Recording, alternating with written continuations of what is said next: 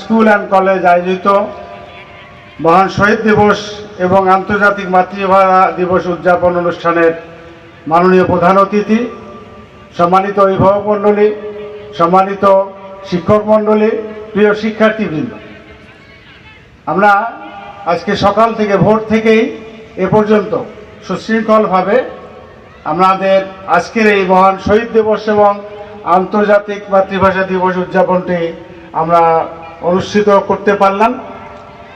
তো আজকের অনুষ্ঠানের বিশেষ আকর্ষণ মাননীয় প্রধান অতিথি। উনি কর্মব্যস্ততা সত্ত্বেও, ওনার অনেক কর্মব্যস্ততা, তারপরেও উনি সদয় হয়ে আমাদের মাঝে উপস্থিত হয়ে আমাদের এই আজকের এই অনুষ্ঠানকে গৌরবান্বিত এবং সাফল্যমণ্ডিত করেছেন। এই জন্য আমাদের সকলের পক্ষ থেকে মাননীয় প্রধান অতিথিকে আমরা বিনীত সশ্রদ্ধ শ্রদ্ধা জ্ঞাপন করছি এবং ধন্যবাদ জানাচ্ছি। প্রিয় শিক্ষার্থীবৃন্দ, এই যে মহান ভাষা আন্দোলন স্যার বলেছেন 47 থেকে শুরু, 52তে এসে সেটি একটি রূপ নেয়, আবার 71-এ সেটি সফল হয়ে যায়। 52-র ভাষা আন্দোলন মানে বাংলাদেশ, 62-র আন্দোলন বাংলাদেশ, 69-এর আন্দোলন বাংলাদেশ, সফল পরিণতি আসে 71-এর 16ই ডিসেম্বর। বাংলা ভাষার হাত ধরে, ভাষা আন্দোলনের হাত ধরেই আজকের এই বাংলাদেশ আমাদের মাতৃভূমি। আমরা এটা আমাদের যারা এই ভাষা আন্দোলনে যারা আত্মাহুতি দিয়েছেন, যারা শহীদ হয়েছেন, আমরা তাদের প্রতি শ্রদ্ধা নিবেদন করেছি। আমরা তাদের আত্মার মাগফিরাত কামনা করে আমরা দোয়া করেছি এবং তাদের উদ্দেশ্যে তাদেরকে শ্রদ্ধা জানিয়ে আমাদের চিত্রাঙ্কন, আবৃত্তি, রচনা প্রতিযোগিতা, সুন্দর হাতের লেখা এবং অন্যান্য যে আবৃত্তি প্রতিযোগিতা এগুলো অনুষ্ঠিত হয়েছে।